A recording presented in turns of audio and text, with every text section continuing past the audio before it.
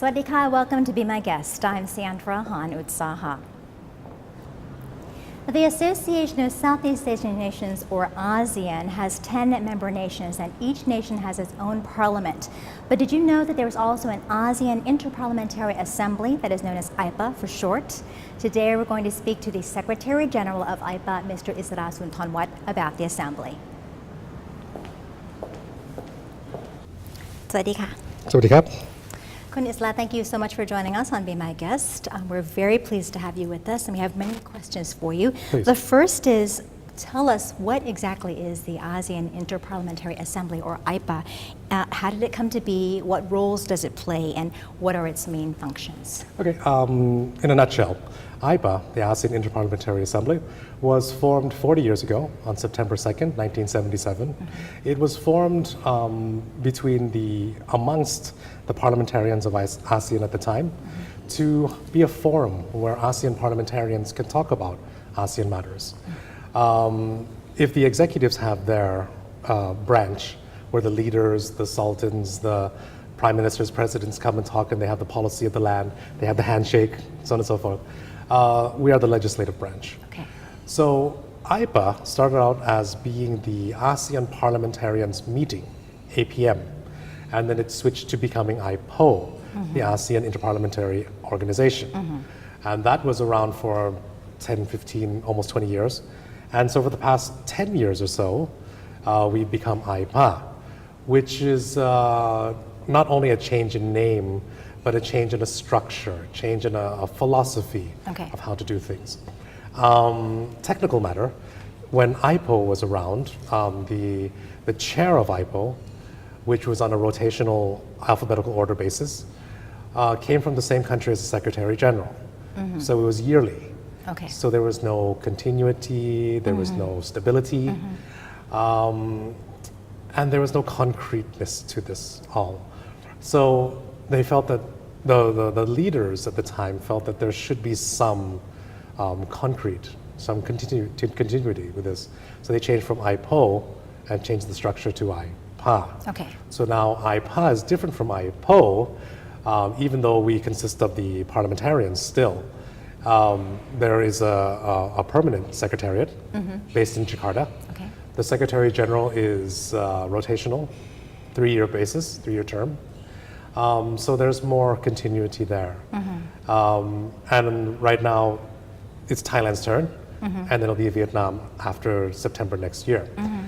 AIPA itself, we consist of the 3,500 members of parliament in ASEAN. Mm-hmm. If you are an active member of parliament, legislator, councillor, senator, then automatically you're an AIPA member of parliament. Mm-hmm. What is it that we're supposed to be doing? What is it we're doing instead of talking mm-hmm. only?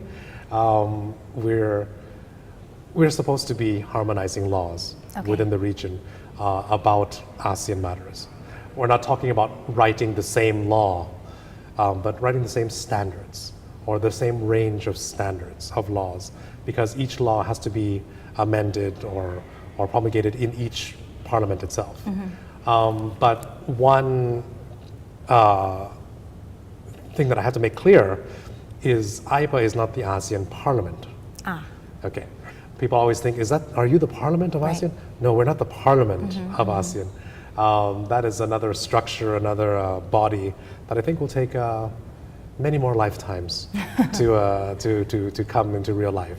Okay. But as of right now, we are the coalition, if you might say, the organization that, mm-hmm. that represents the 3,500 members of parliament, mm-hmm. councillors, legislators, mm-hmm. congressmen in okay. ASEAN itself.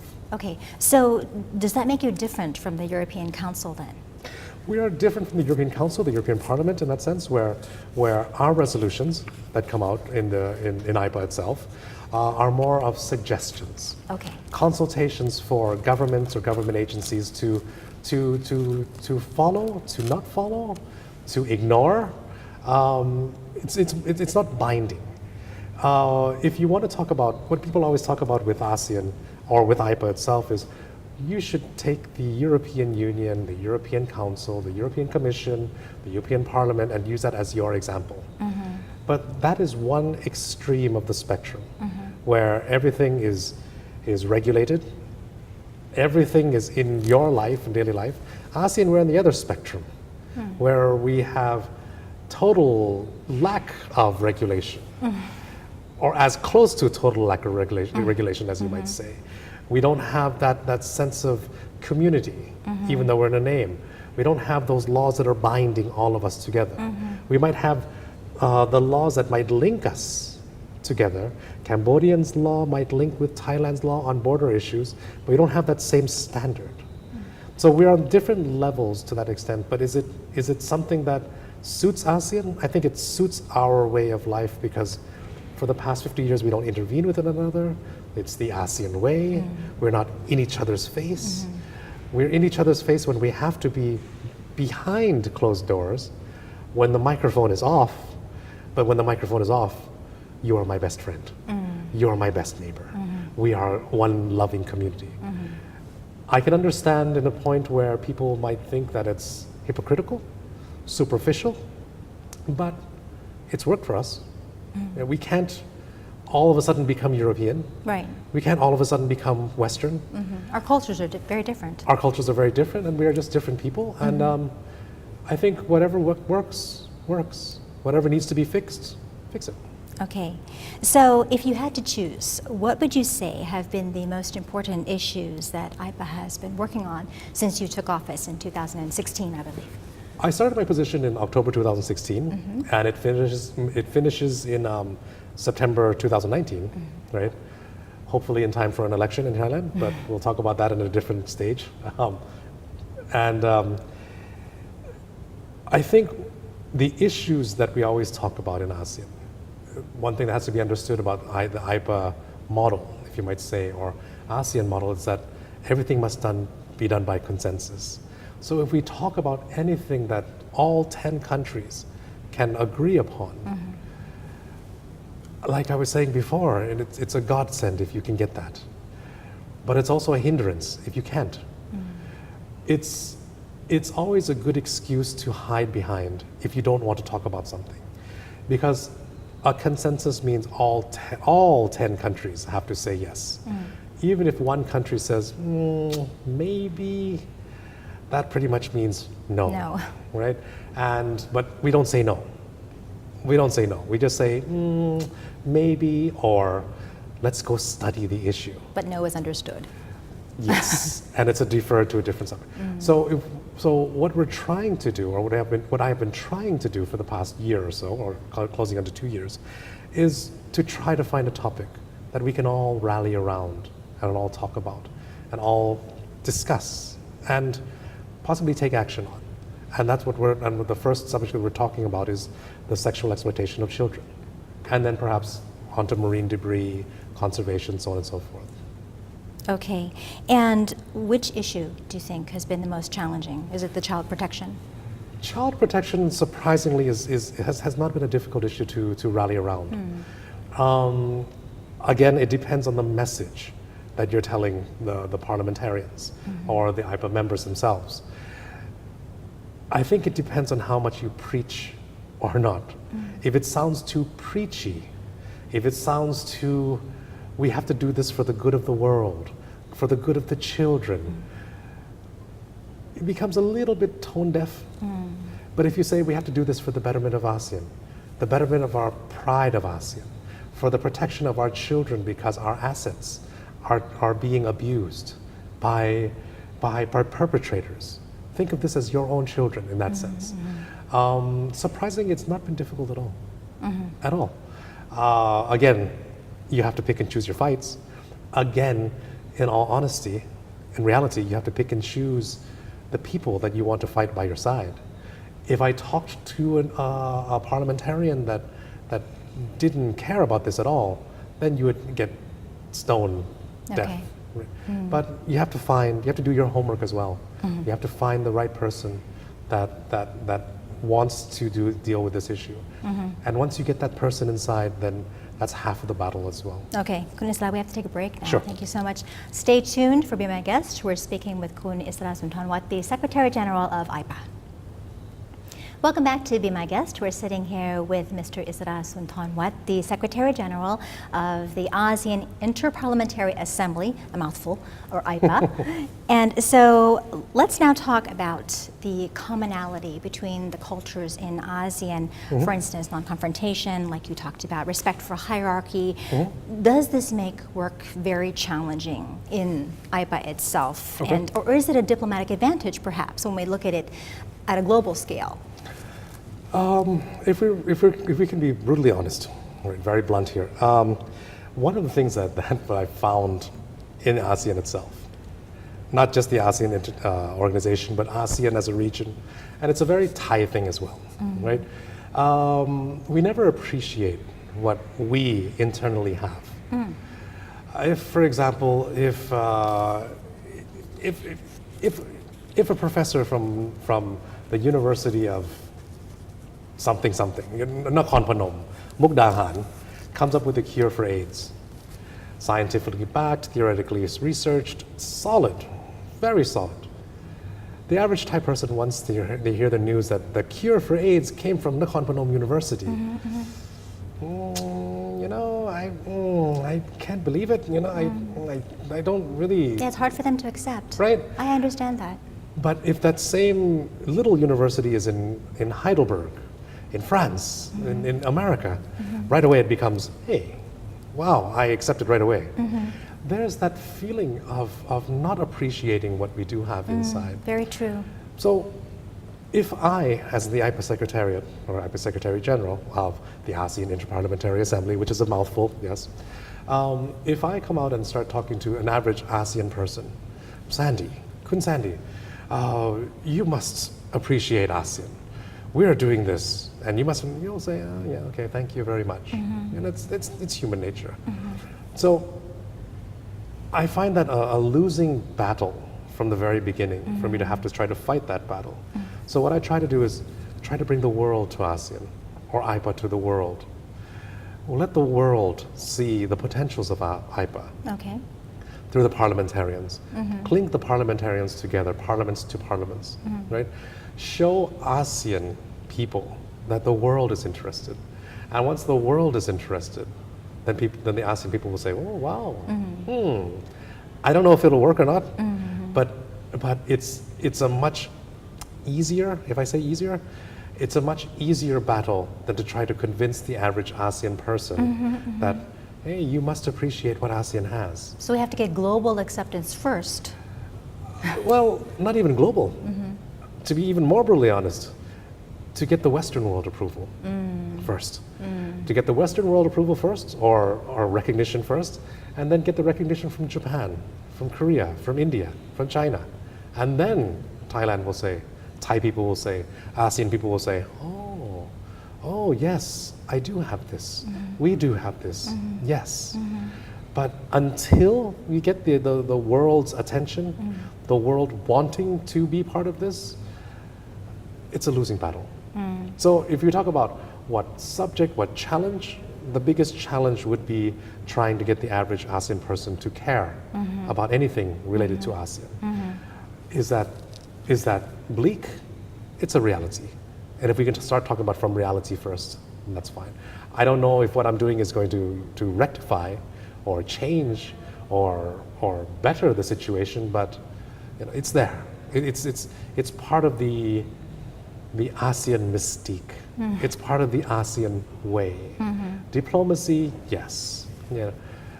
Sometimes a no, sometimes a yes means no. Sometimes a maybe means no. Sometimes a yes means no. So there's just ways that you have to read people and just have to keep on pushing to move forward. AIPA is actually very active, doing different activities, participating in different forums. Is that how you're building recognition?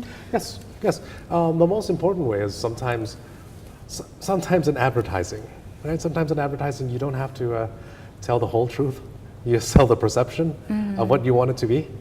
The perception and the brand of what I'm trying to make AIPA be is the hub of ASEAN parliamentarians, the wheels, the engine that makes ASEAN move forward, the heart of ASEAN because we are the parliamentarians. Whether that works or not, I'll tell you again in another 5 years, see if that works. But it's something that's worth trying, or else we'll be dormant for like we have been for so many years now. Right. Okay, now you will be relinquishing your post as Yes. Secretary General in 2019, September, correct? Correct. And you'll have served a complete 3-year term. Correct. And you just gave a keynote speech on post-2019 AIPAOn. What was your key message to the audience? Well, my key message for the audience for post 2019 and present 2018, so far and so forth, is the future of ASEAN as a community, as us as ASEANers, ASEANites, ASEANese. It's easy to blame the officials. It's easy to blame the leaders. It's easy to blame the entity, the organization of, you guys are not doing what you're supposed to be doing. You guys aren't doing what is good for me. Well, maybe you should start thinking on your own as well of what do you want ASEAN to be? Do you want it to stay like this in a sense where you don't feel that your voice is heard? Are you enjoying the fact that you have no voice in this? If you want to stay dormant and just accept the status quo like this, then it'll stay like this. It's a push and pull. It's a push and reaction. If you don't push, there's no reaction. People just love to stand and stay still and keep it the way it is. It might sound simplistic, it might sound idealistic, or maybe sound naive, but we've been like this for 50 years. AIPA's been like this for 40 years.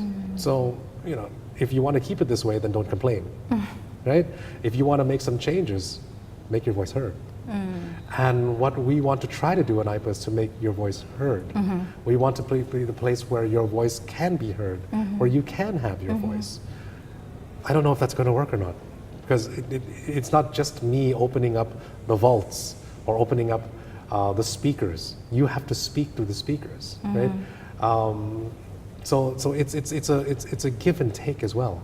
So that was my whole main message. I tried to pinpoint and be realistic of saying what the problems of ASEAN is. I didn't want to come out and say it's a beautiful situation, because it's not. Right. But is it worth it? Whether we like it or not, whether we want to run away from it or not, we can't. We can't run away from the fact that we are a community. Why not use it? Why not utilize it? It's time for another break. Stay tuned to Be My Guest. Welcome back. You're watching Be My Guest, and we are here with Mr. Isra Sunthornwat, the Secretary General of AIPA. So my next question for you is, you will be handing the torch on to Vietnam as it goes in alphabetical order. Yes. What advice do you have for the next Secretary General? Well, seeing that AIPA, right, has just, IPM, IPO to AIPA, even though in theory we've been around for 40 years, right, AIPA itself is basically 10.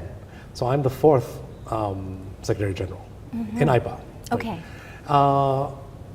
My predecessors, starting from scratch basically, made AIPA what it is today, so that I can move forward.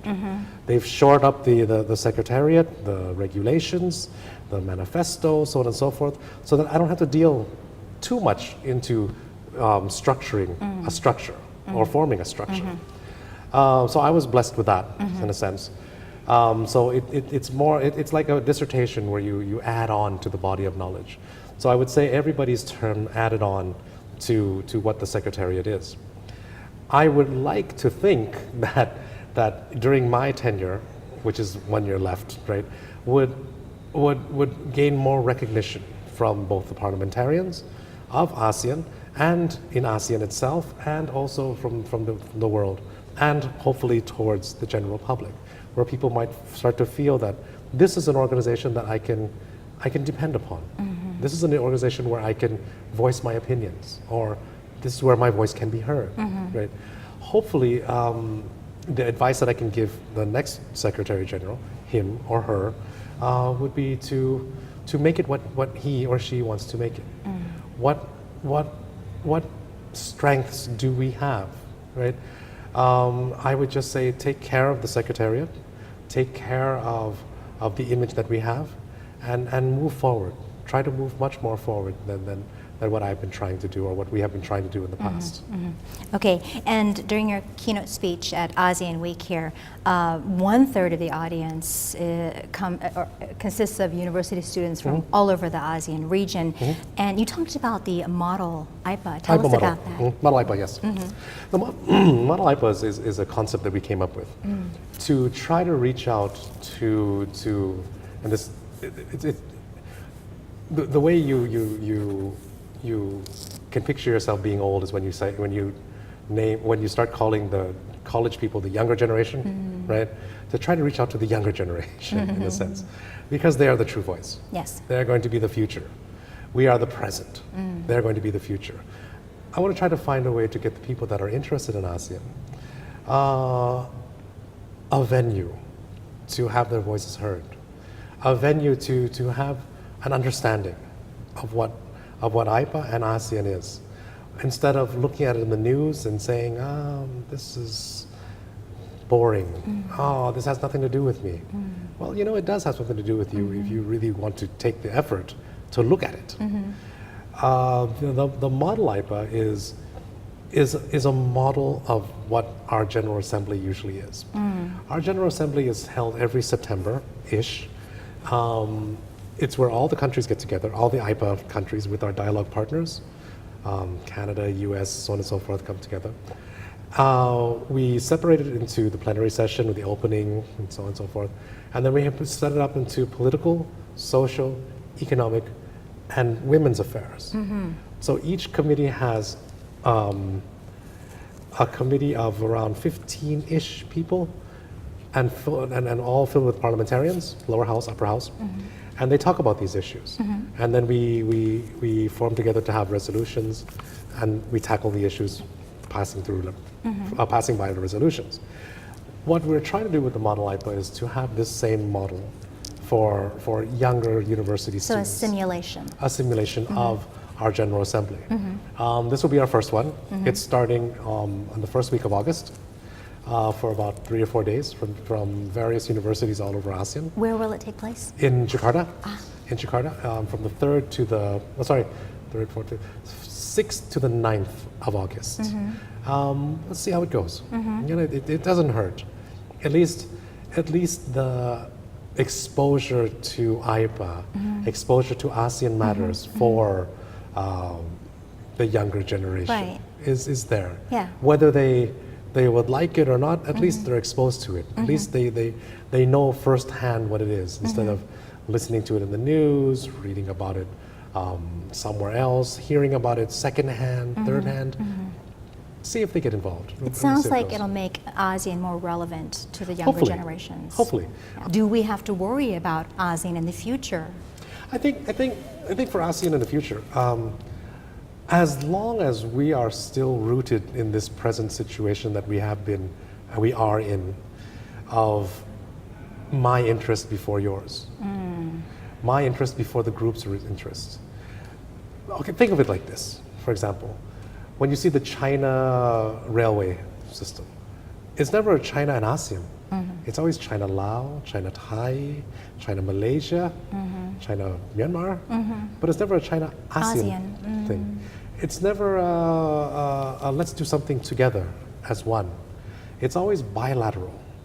Can we do something multilateral? Can we do something as a regional group? Or do we still protect our national interests? Which, as a country, you don't want to give up your national interest if your friend doesn't want to give up a national interest, because it's that feeling. It's that feeling we still have that us against them within our community. It's always Thai interests before anything else. And if it works for ASEAN, then great, but work for Thailand first. So I think it's important for us to focus on ASEAN, building that identity, like you said, more solidarity. Well, if it's worth it. If it's worth it. As long as it's worth it. And if I'm talking about from a business point of view, if it's worth it, then fine. But if it's not worth it yet, then it stays what it is. Kun Isla, thank you so much. We've run out of time, unfortunately, but thank you so much, and best of luck to you in the rest of your term. We look forward to seeing great things and to seeing you prop up the ASEAN identity. Trying to. Okay. Thank you so much. ขอบคุณครับ We certainly learned a lot about the ASEAN Interparliamentary Assembly, or AIPA, from its Secretary General, Mr. Isra Sunthornwat. And as the Secretary General told us, we all have to work together to make ASEAN stronger. I'm Sandra Hanut Saha. For Be My Guest, thank you so much for joining us, and be sure to tune in to future episodes. สวัสดีค่ะ